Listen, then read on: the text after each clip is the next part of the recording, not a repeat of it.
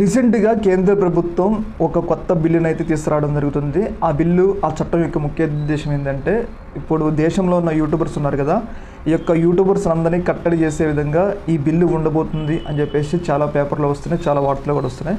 ముఖ్యంగా ఎన్నికల్లో నరేంద్ర మోడీకి ఎవరెవరైతే వ్యతిరేకంగా పనిచేశారో, ధ్రువరాతే కానీ, రవీష్ కుమార్ కానీ, ఇంకా కొన్ని లోకల్ యూట్యూబ్ ఛానల్స్ ఉంటాయి కదా, ఎవరైతే బీజేపీ పార్టీకి, నరేంద్ర మోడీకి వ్యతిరేకంగా పనిచేశారో వాళ్ళందరి యొక్క యూట్యూబ్ ఛానల్ని కట్టడి చేయాలి.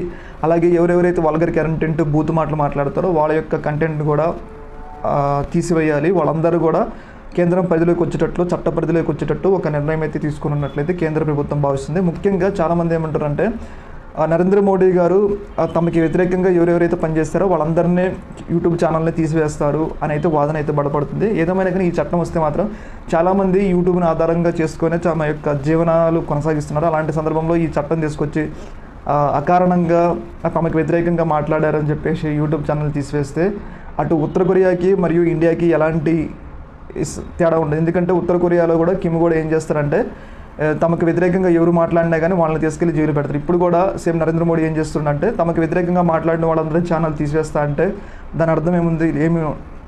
సేమ్ ఉత్తర కొరియాతో మా యొక్క ఫ్రీడమ్ ఆఫ్ స్పీచ్ని హరించినట్లే కదా. తీసివేయండి. కాకపోతే ఎవరెవరు బూత్ కంటెంట్లు చేస్తారో, ఎవరైతే బూత్ మాటలు మాట్లాడతారో వాళ్ళ యొక్క ఛానల్ తీసేయండి.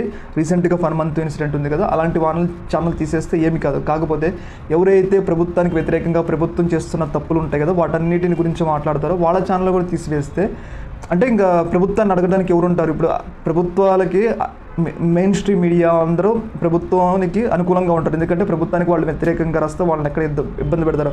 కానీ ఇలాంటప్పుడు యూట్యూబర్సే ప్రజల వాయిస్గా అయిపోయి ప్రజల తరపున మాట్లాడుతూ ఉంటారు. ఇలాంటి సందర్భంలో ఇప్పుడు కేంద్రం చట్టం తీసుకొచ్చి ఇలా అందరూ వాక్ స్వాతంత్రం, ఫ్రీడమ్ ఆఫ్ స్పీచ్ అన్నిటిని హరిస్తే అంటే హూ ఈజ్ రెస్పాన్సిబిలిటీ? అంటే మనం కూడా ఒక ఉత్తర కొరియా లాగా, మనం కూడా ఒక బానిస కంట్రీ లాగా, మన దగ్గర కూడా ఫ్రీడమ్ ఆఫ్ స్పీచ్ లేకుండా మనం కూడా ఒక చైనా కంట్రీ లాగా తయారు చేయాలని నరేంద్ర మోడీ గారు చూస్తున్నా ఏమో మనకైతే అర్థం కావట్లేదు. ఏదేమైనా కానీ ఈ యొక్క చట్టం గురించి ఇంకా పూర్తి డీటెయిల్స్ అయితే బయటికి రాలి. ముఖ్యంగా ఏంటంటే దీన్ని చాలా సీక్రెట్గా ఉంచుతున్నారు అనమాట. ఒకవేళ బయటికి వస్తే ప్రజల్లో ఎక్కడ వ్యతిరేకత వస్తుందో అని చెప్పేసి దాన్ని చాలా సీక్రెట్గా ఆ యొక్క బిల్లు పత్రాలు అయితే రూపొందిస్తున్నారు. ఒకేసారి దాన్ని పార్లమెంటు మరియు లోక్సభ, రాజ్యసభ, పార్లమెంట్లో ఆమోదించి దాన్ని ఒకేసారి చట్టరూపంగా తీసుకురావాలని అయితే భావిస్తున్నారు. ఏదేమైనా కానీ ఈ యొక్క చట్టం పట్ల అందరూ తీవ్రంగా వ్యతిరేకిస్తున్నారు. ఇది పక్క నరేంద్ర మోడీ తమకు వ్యతిరేకంగా ధ్రువరాతే ఉన్నాడు కదా, వీళ్ళందరికీ వ్యతిరేకంగా ఆయన ఆ యూట్యూబ్ ఛానళ్ళన్నీ డిలీట్ చేసేందుకు, యూట్యూబ్ ఛానళ్ళన్నింటిని ఫర్దర్గా రద్దు చేసేందుకు ఆయన నిర్ణయం తీసుకుంటూ ఆయనకు వ్యతిరేకంగా ఎవరు మాట్లాడినా కానీ వాటిని మాత్రం తీసేందుకు ప్రయత్నిస్తుంటామని చెప్పేసి చాలామంది రాజకీయ మేధావులు అయితే అభిప్రాయపడుతున్నారు.